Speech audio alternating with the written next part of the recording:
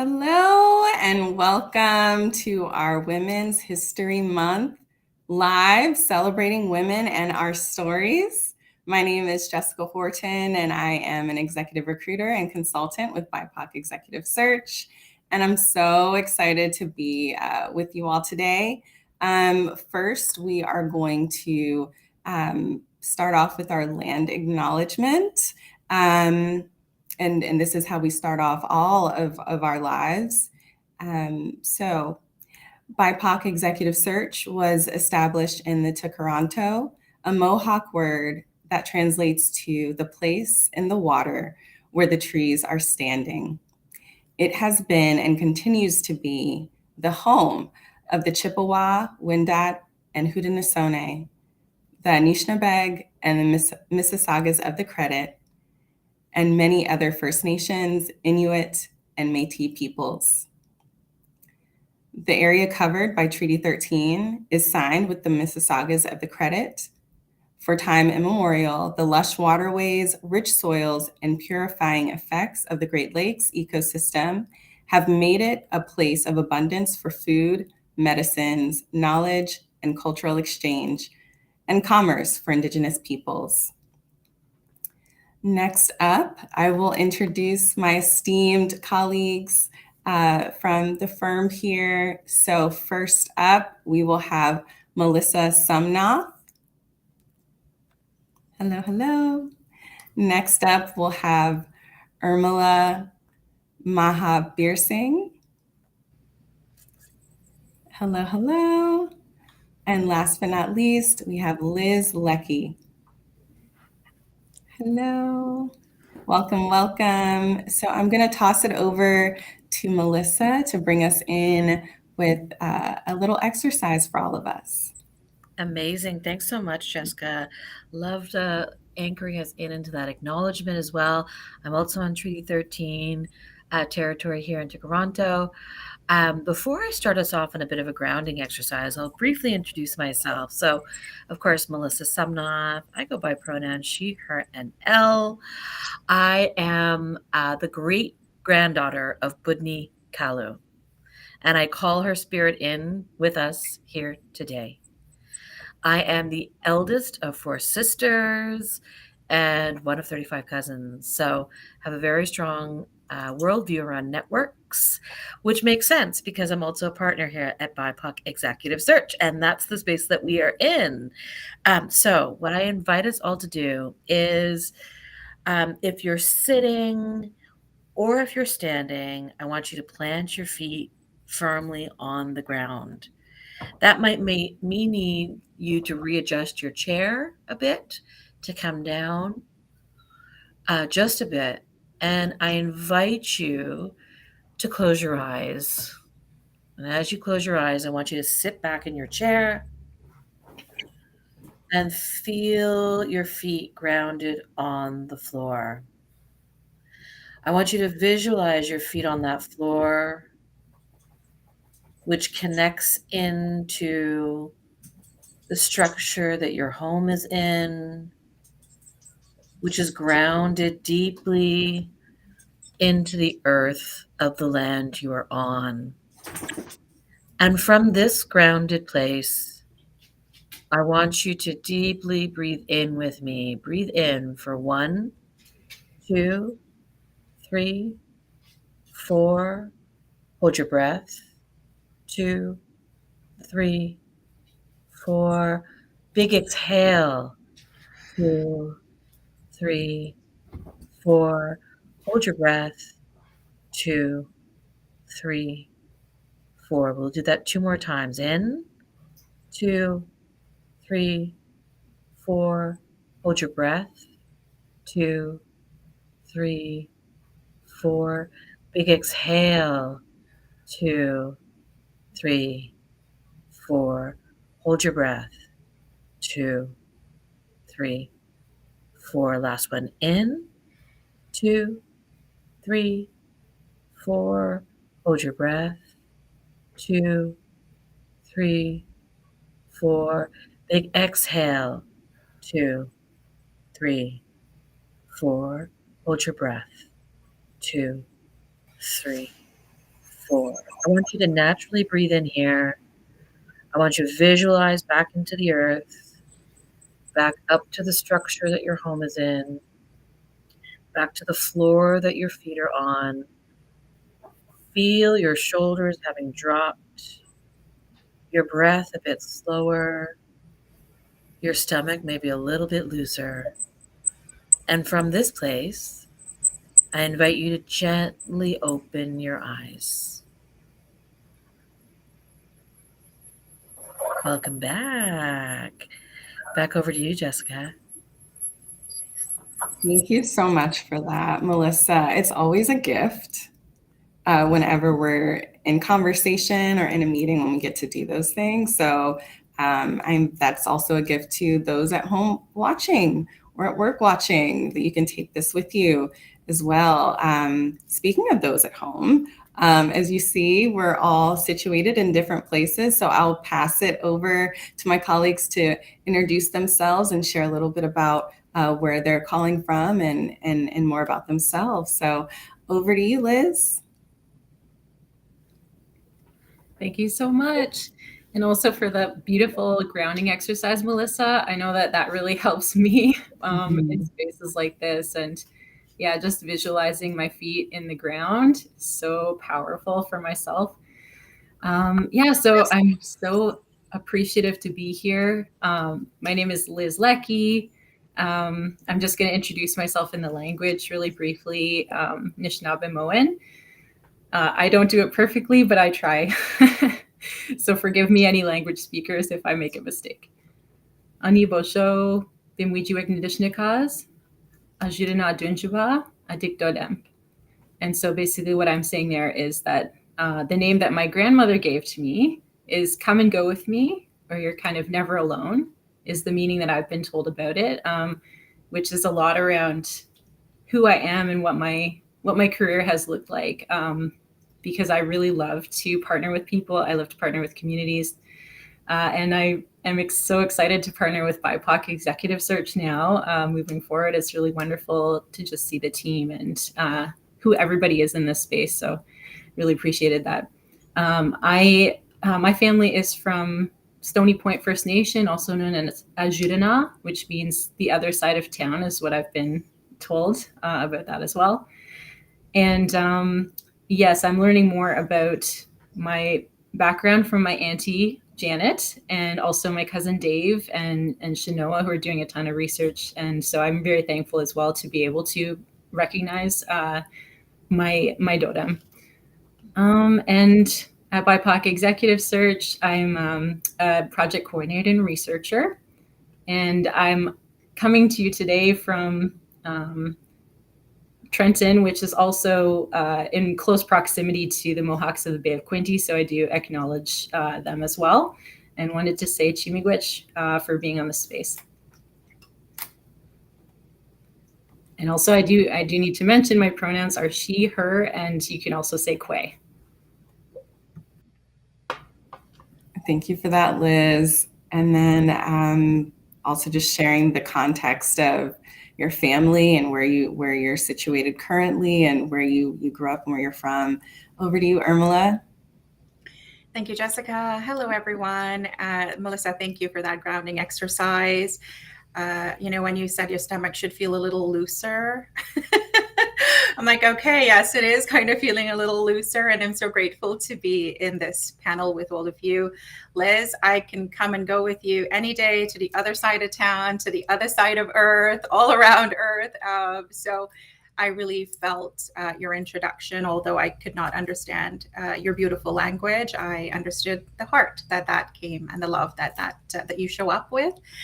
So my name is Urmilla Mahavir Singh, going by my maiden name, divorced for a few years now, legally still Khan, but trying to, go back to the roots. I go by she, her pronouns, and I'm a partner at the firm. Just grateful to be in this space where we can all connect as strong women, as strong individuals, and empowering that in others. I am situated in Mississaugas of the New Credit, and I recognize that they are the original, the original peoples are the original stewards of this land. I also am an immigrant settler to Canada, and I'd like to pay homage to my ancestors from the lands of India and Nepal, who journeyed many, many years ago from their lands to Trinidad and Tobago, which in the Caribbean, which are my roots. And then I made my way here. So I'll pause there for now. Just that ability to journey in speech and physically, I think really adds to our learning, my learning. Grateful.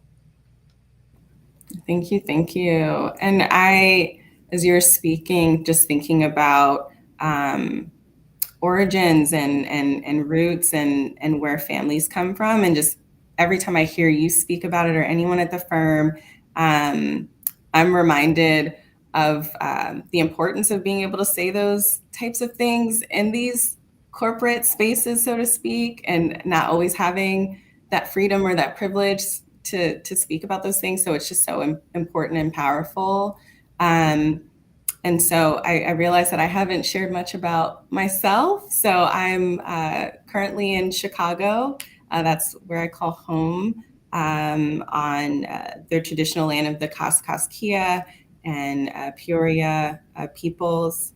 And my family is originally from Tuscaloosa, Alabama, and Prattville, Alabama.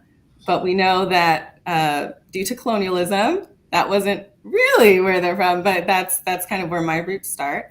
And I am named after my grandmother, Jessie, and her sister, my middle name, putting all my business out there. I get that from her sister. So even my name is connected to those roots. And I was just thinking the other day, should I decide to have kids, I'm thinking about how I'll be able to incorporate their names and that lineage as well. So it's really, really important. I just love that we're able to talk about these types of things. One of our colleagues has a question that she asks all of us. And I think, again, it's kind of it's a disrupting question, but in the best possible way. And it is this, Dr. Shirley Lay asks all of us, what do you need to be you? And so I think for this particular question, what do you need to be you? It has tentacles. It can go many different ways. So we'd just love to hear from you all what it is that you need.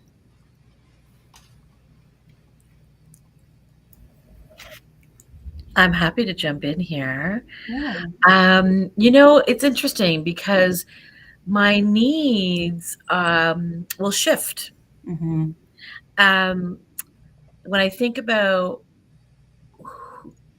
staying in my integrity, playfulness is a big one for me. Humor is a big one for me as well, which is an interesting one when you're thinking about showing up in different spaces, what that feels like, what that looks like.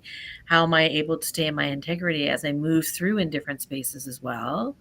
But those are a few things that come up for me in this moment. Yeah. Yeah, being able to fold in elements of humor and incorporate your values as well is always really, really important. And I think kind of serves as like that fruitful ground to let all of those other wonderful ideas blossom as well. So love, love, love that. I think when I was first asked that question, I took a very a tactical approach that I need to be challenged. I need rigor. That's what I need to be me. And so I think what's really cool about this question is that it does evolve over time. And I know that when I'm thinking in a professional context, exclusively, my needs might be different, but we know that we're not just a professional all the time and don't think about anything else. We're these complex human beings with all these other facets. So overall, what do I need to be me has evolved even since being asked that question. So I love that it's kind of a fluid self-assessment that you get to do as well. Yeah. Did anybody else want to share what their thoughts are on the what do you need to be you question? Yeah, I mean, I don't mind kind of jumping off of what Melissa and then yourself shared, Jessica. Mm-hmm. That really resonates with me as well. I love a good joke. Mm-hmm. I am into puns sometimes. I've been known to bring my personality to places once I feel safe. And so to have that reciprocated is something that really helps me to feel secure in a space and in a team. I've been seeing that and so thankful for our team. And also, I would say that when I was asked that question, similarly, Jessica, I was thinking, okay, let's think what I can tell my teammates that I need to do the work properly. And one of the things I realized that I really need to bring my full self, or the self that I want to bring, is time. And I do need time to actually open up and to share who I am. And that's just, I suppose, something I really realized after being on for about 2 months now. Yeah. Yeah, shout out to the new folks on the team. Yeah, so Liz joined recently as well. So definitely it's always a great experience to be able to join an organization alongside someone. It's kind of like a cohort of newness, and definitely appreciate the humor piece, and just being able to show up as your whole self. One of the pieces that I think is so important to really incorporate into this conversation is the complexity and the duality of what it is to be a person who identifies as a woman in these types of spaces.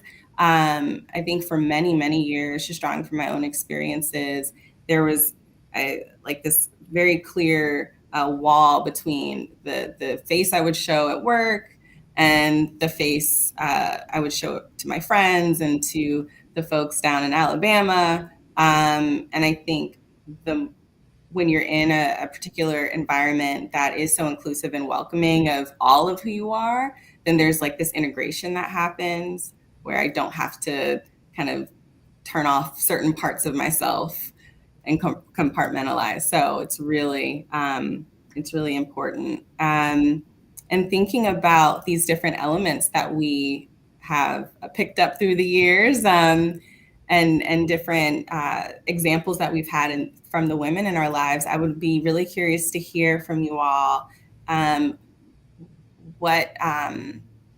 who in your life might have activated a different idea of what womanhood looks like when we think about how we show up in the spaces that we show up in. So who among us has shown us a different way of being?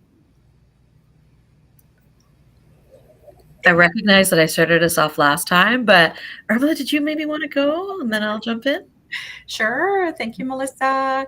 I was going to say, with respect to what Liz and Melissa just shared, it doesn't feel like it's been new cohorts, right? And I think that ability to connect, regardless of if it was yesterday or 2 years ago, 5 years ago, or instantaneously with those that we connect with on the phone, over Zoom, is what is so precious. So shout out to Jessica as well, who was in that new cohort, among others. And we're just continuing to celebrate growth, here at the firm, but just in generally personal growth as well. For me, I would say my mother, my grandmother, Jessica, thank you for that question. My great grandmother, I know those cells regenerate and they're in me now today. My mom is one of 6 siblings, one of 5 sisters, the last sister. She was the only one who had an education. She was very close to her mom, but more so to her father. And he passed away, I think, when I was a little girl. And she really felt that loss, but they were connected in a way that just transcends earth, if you will. And I love that soul, can kind of travel, that soul feeling can travel across time, so that I can sit here and recognize that my great grandmother came as a little girl on one of those ships by the infamous colonialists a long time ago, one of the last ships to journey from India. And to imagine what that must have been like, the resilience, a little girl and her family on that ship. And I recognize my great grandmother. She passed away when she was over 100 years old, and the kind of memories that she would have had and carried through her living, through her life, and showing up in the ways that she did. I remember her wearing her orni, taking a taxi to come to my grandmother's house. She never stayed the night because to her that was her son-in-law's home. She never stayed a night out of respect. And she would go to the garden every day and plant. I come from a family of farmers on my mom's side, and so they planted rice and watermelon and baigan, or melongen, as we say. The way I think they planted things in the earth is how my mom sort of planted in children's lives when she became a teacher. And so even today, she's very much a mentor to the students that she taught. She still looks younger than me sometimes. But that saying, it takes a village. I really do feel it took a village. It takes a lineage for us to be here today and to blossom in the way that we do. So she would be a shiro for me. I'll pause there for now. Yeah. I love the visual of like the cell regeneration and all of these folks. There's parts, personality traits, pieces of that resilience that you highlighted, and then the idea that it does take a village. Absolutely, 100%. Thinking about the ways in which that shows up for all of us, and the folks in our lives who have kind of shown us the ways that we can persevere in spite of all of the circumstances that seem to kind of be stacking up and piling up against us. So really great stuff there.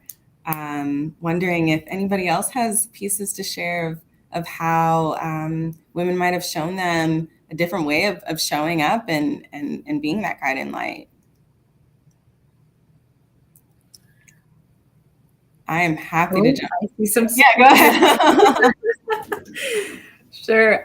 Yeah, I would say that, first of all, I know that I'm not going to probably name everybody I really want to name, or just the contributions toward me understanding how I can be more fully myself, how I can take on, what I look like as a mom, what I look like as a, quay in public spaces, and how I kind of have just come to accept myself a lot more over the years. But it definitely started with my mom. And I loved your sentiment, Urmi. Not even just sentiment, but it feels like a teaching around how much we carry in our bodies and our genealogy. And I also am just reminded of, again, something that I feel is a teaching by now that's being passed along, which was that the concept of blood memory. If we have trauma passed along through our blood memory, how much more resilience and strength is also passed through that blood memory, and how can we focus on that too? And so that is something that I've had to also come to terms with in my life, and that's something that I know I carry from my grandmother Pearl and her lived experiences, and further through the line, my aunties, and then I really want to pass that along to my daughter River, because I know that strength is something that will help her as well. And we also come from a long line of women who really pray and try to, I guess, like pass that along to, or uphold their children, uphold their children through that. And I loved one of our colleagues, Stacey Ann, sharing that one time before as well about her family. And it really resonated with me, just around the ways that we are richly poured into in our lives by the women around us.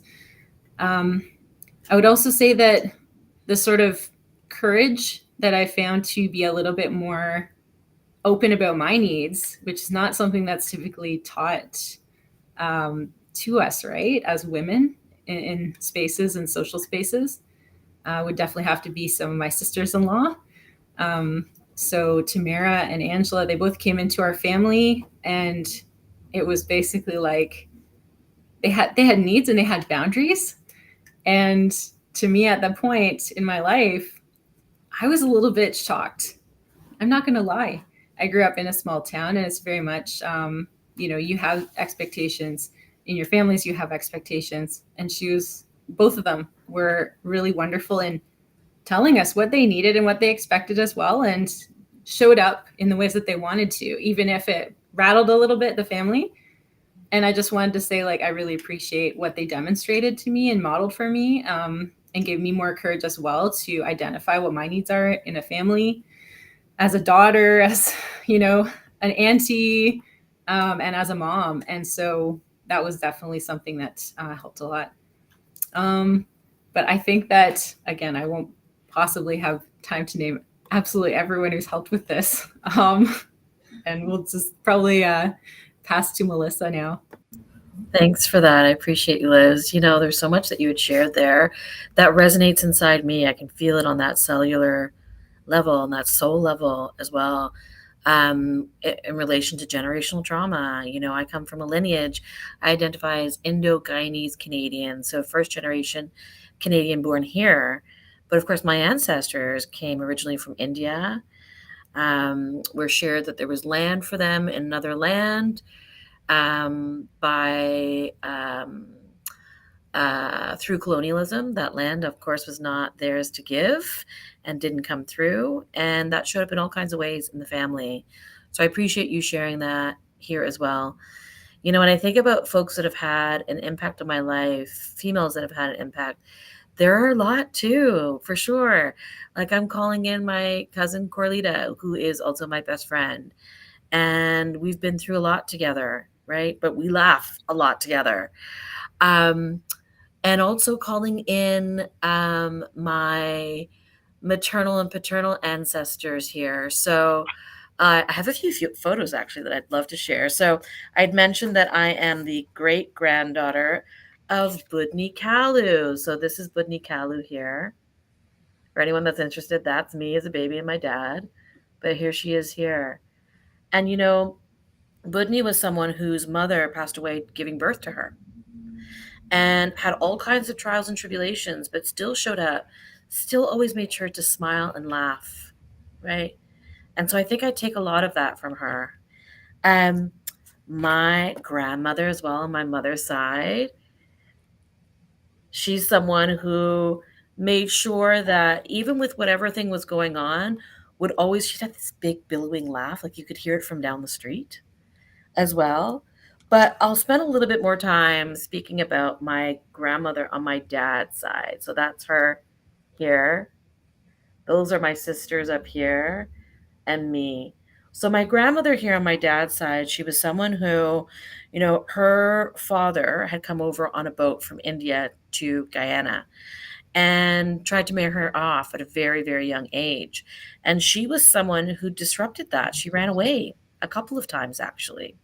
Brought back, ran away again, brought back. And so that disruption is, like you said, Urmilla, it's on a cellular level. Like I have that in me as well.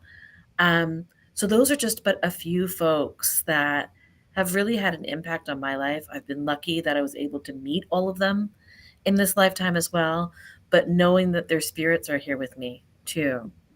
Yeah, thanks. Thanks so much. Back over to you, Jessica. Yeah, thank you so much for sharing those pictures and sharing those elements of your story and how it all ties into who you've become today. As you were sharing, I'm like, oh, I have some pictures in the background over there. So it's so interesting. So I have some sorority sisters. I'm a member of the best sorority on the planet, Delta Sigma Theta Sorority Incorporated. But my sorority sisters are up there. And those women supported me in college and then after college, that weird part of the 20s that we all went through, like they were right there with me.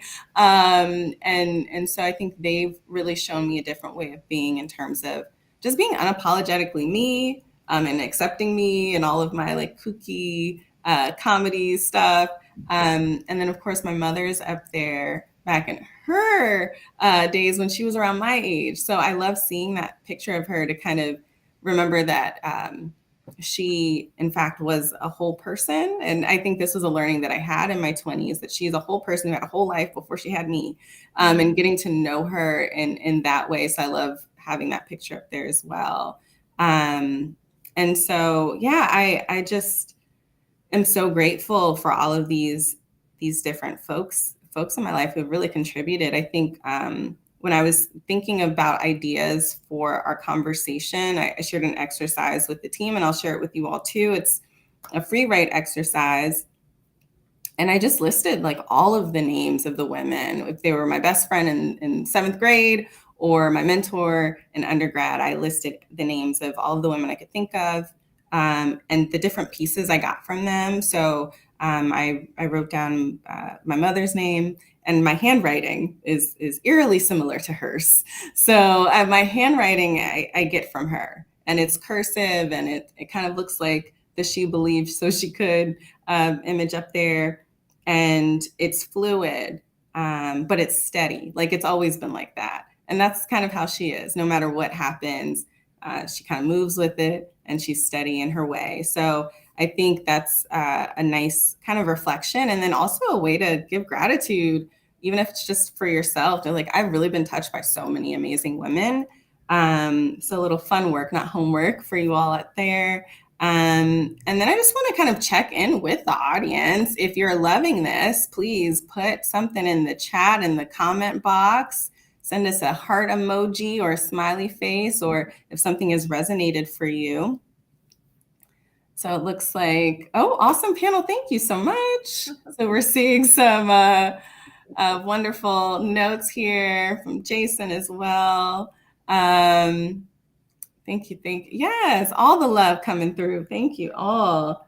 And then so just when we think about other pieces of our identities and kind of how and where we show up, I think another interesting conversation that we've been having is being able to talk about different pieces. I think we were talking about some dating shows and being able to just be transparent and open about our guilty pleasures, so to speak, and liking and being able to hold both of these or all of these pieces at the same time. Another learning from our great colleague, Dr. Shirley Lay.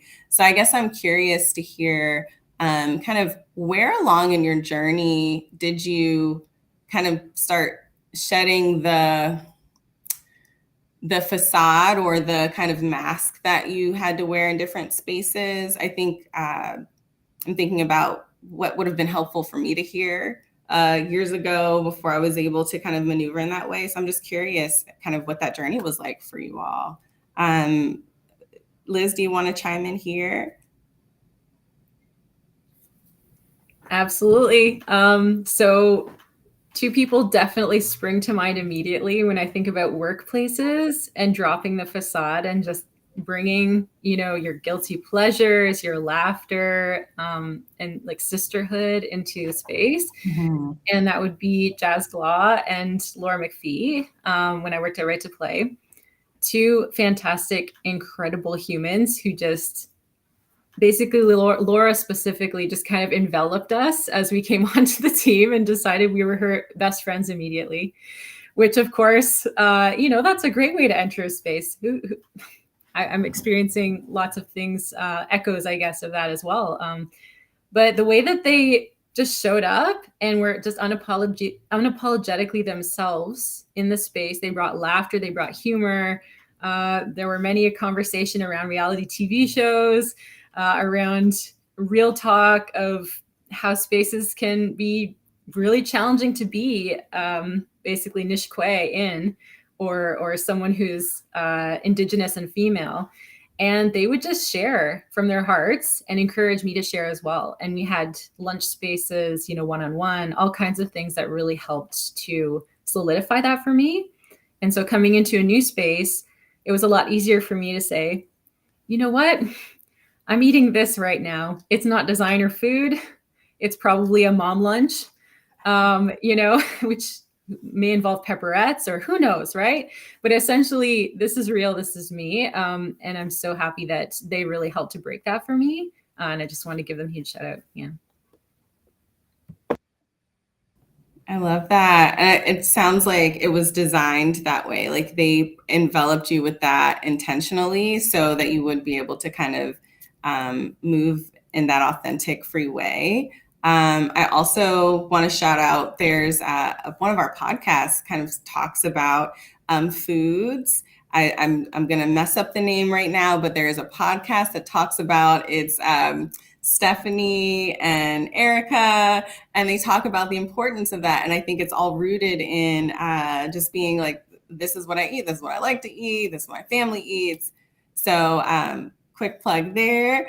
But yes, I love that. I think for a long time, I don't know that organizations were thinking in that way. And I think now they're being more intentional about designing spaces and environments and cultures with folks in mind. So it's very good to hear that. Mm-hmm. Yeah. So it's hashtag respect our food. Mm-hmm. Yes, hashtag respect our food. I love that. Yeah. Oh yeah, that's right. So that's the aim for Urmilla. Yeah. What is that? Okay. And that's breakfast foods around the world. Jessica, yeah, that was an awesome plug there as well. Liz, what you've just shared, and Jessica, how you're able to incorporate the roots of who your mom is and create that legacy for your future generations based on what you have with your sorority sisters. That was beautiful to just see that and see it taking shape and hearing it taking shape. I think for me, with I don't know if it's a facade as much as it is imposter syndrome. It's like, where is the line, right? Because is there a facade because of the imposter syndrome, right? I would like to think that I've always shown up the way I am, but I'm not always as confident as I am off camera in a room, and we all know this. I'm better one-on-one. Melissa holds the floor, man, when she has to do these training sessions, and so many of our gifted colleagues at the firm. But you know what I love about us being able to be who we are in any given moment here at the firm is that we try to create that for the people that we work with as well, and bring those lived experiences to help candidates to bring their whole selves, right, to the organizations that they would like to be a part of, and their whys. And I'm reminded of one of these questions we ask towards the end is to, what do you like to do for fun? Or, you know, how do you like to spend your time? And yes, it's to break the ice, but it's also to say, you know what, we're humans, right? And we're all here to contribute and to work towards profit, you know, but at the same time, or even more so, we want to celebrate each day, and we want to celebrate who you are. So I would say this firm would be where those, you know, layers shed, and it's a continuous process at the same time, right? It's not that it's ever done, because as Melissa said, needs change. People change, situations change, and there's learning in that and growing in that. So this firm is really a celebration, I think, of acceptance and hope and celebration and possibility. I love that, Urmilla. I'll jump in here if that's okay. You know, you'd mentioned this piece around imposter syndrome, and I've definitely experienced that, so much so that I've nicknamed her. But I won't share the nickname just in case anyone's name is that who's watching. But I think about, you know, if we've had to like outprove or outperform to be seen as equal, how that imposter syndrome will come back doubly, triply, quadruply. In addition to if the containers or the organizations weren't built for us in mind, of course, we're going to feel like imposters within it. So I agree with you. This space at BIPOC Executive Search is very special, for sure, because it's built with us in mind. When I think about who are those folks in my life, you know, I try not to think of things from a personal and professional perspective, because I think part of what this pandemic has taught us is that they were never separate. They've always been interconnected, right? So I'll share two things that happened in my life. I will share before that this might be a trigger warning for some folks. So I'm going to share a little bit of heavier pieces here. So you might want to mute or turn the volume down here. So I'll share with you, you know, my journey started in and around 2013. And it was at a time where my mom passed away. And this was someone who hadn't healed their own hurt. And I had to take a pretty big look at myself to say, whoa, I don't have anyone else to point the finger to, right? I've got to look here. So that was a real catalyst, I think, for change in my life.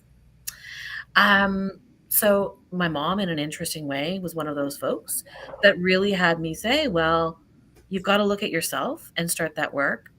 And then the next person, I was working at this wealth management organization, and you know, I had an amazing mentor. So I was being mentored within executive coaching. Part of my background's in people and culture spaces as well as coaching. And Barbara Rodriguez, I'll shout her name out here, who held such amazing space for me. Recognizing that I had started unpacking some of those pieces from my life. And she was a real catalyst in my life that introduced me to all of these mental frameworks and breathing exercises and all of these pieces that really helped me in my journey in coaching. Because I think we all know, you know, if I'm going to coach, it has to start here. I cannot go outward if I haven't gone inward, you know? And she's someone that really helped teach me that. So I'll pause there. Thanks so much. Yes. So I'm over here like, but you can't hear me. Yes to all of that. Oh my goodness. Yeah, I think that it starts with me is so critically important. And kind of, what is it, removing the thorn from your side or your own eye before telling someone else. I think, yeah, absolutely. And just shouting out the coaches and mentors in your life who kind of you've gleaned these different frameworks and exercises that you're utilizing with us today. So thank you for that.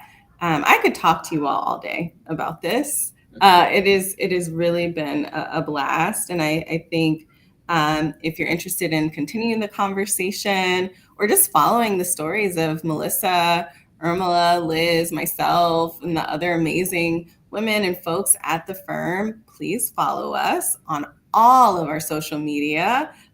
Stacey Ann Buchanan, who's working backstage for us today, does an amazing job with all of these pieces. So we're on TikTok, Instagram. We have more social medias than I do. So like TikTok, Instagram, all of it. There it is. YouTube, of course, LinkedIn, Facebook. Please follow us and comment if you're watching this now. Comment with the names of the folks that have influenced you or some of the pieces that you gleaned from this conversation today. And then also want to shout out our app. We have an amazing app that you can download to your phone that lists resources that we are able to provide, but then also our job listings as well. So check that out. You'll see it in the corner. And just really, really glad that we had a chance to talk today about the women in our lives who have empowered us and being able to celebrate them. So thank you so much, everybody. And we'll see you next time. Thank you.